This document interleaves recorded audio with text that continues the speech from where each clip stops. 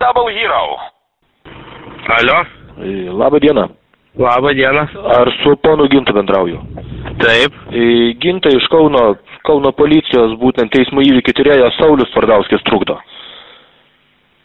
Taip. Tai dėl 13 dienos įvykio jūsų, Marvelės plente čionais. Nu. Dalyvavote, teisingai suprantu. Taip. Bet tas įvykis niekur nėra užfiksuotas ir dabar būtent kreipėsi Matas. Turbūt žino tą Honda Civic, kur buvo apgadinta. Taip.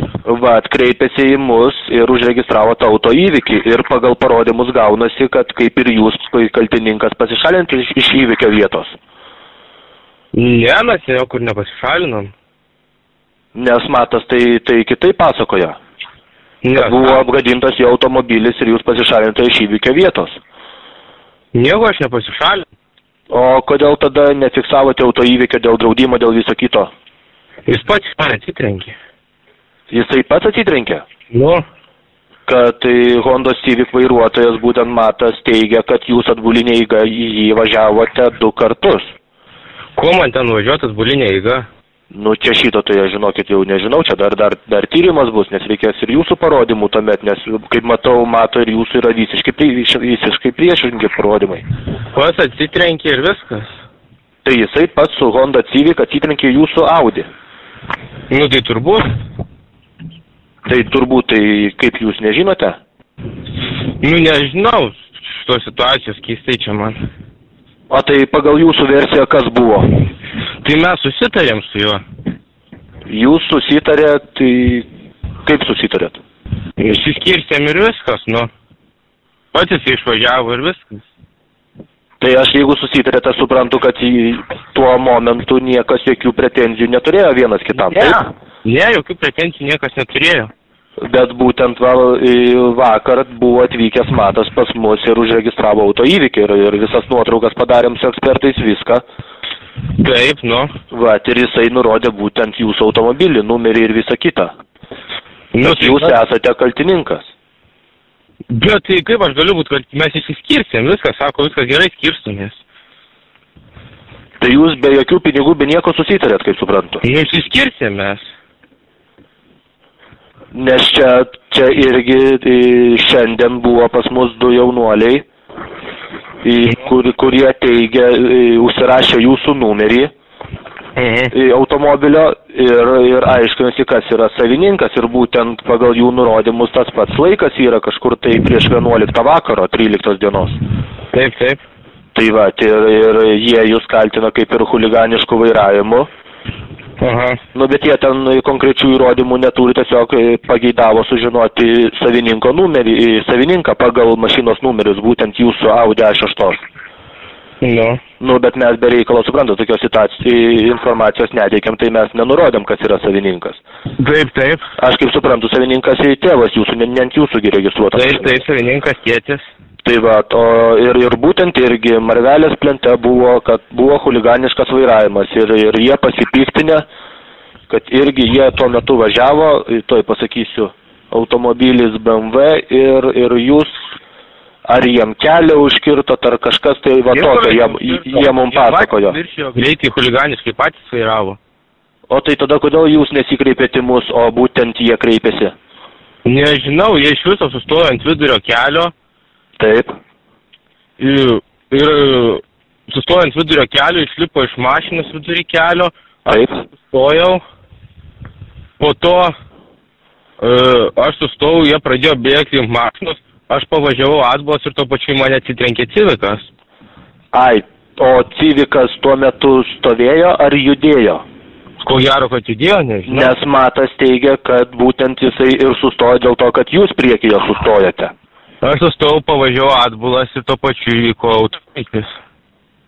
Tai kaip suprantu, tie BMW vairuotojas, jūs ir Matas yra to pačio įvykio. Čia apie tą patį įvykį mes šnekam, taip dabar? Taip, aš važiavau Marvelės plentu. Taip. Važiavau Marvelės plentu, tuomet BMW automobilis, aš važiavau 70 tenais leidžiama. Taip, taip. 70 net neviršiau, lygiai 70 važiavau. Taip.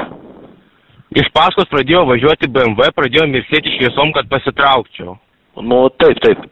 Tada aš pasitraukiau, jie mane apsilenkė, pradėjo priešais mane važiuoti chuliganiškai, kaip jūs sakot, pradėjo iškėti avarinės, kad aš stočiau ar ką ten daryčiau, aš net nesupratau, ko iš manęs nori.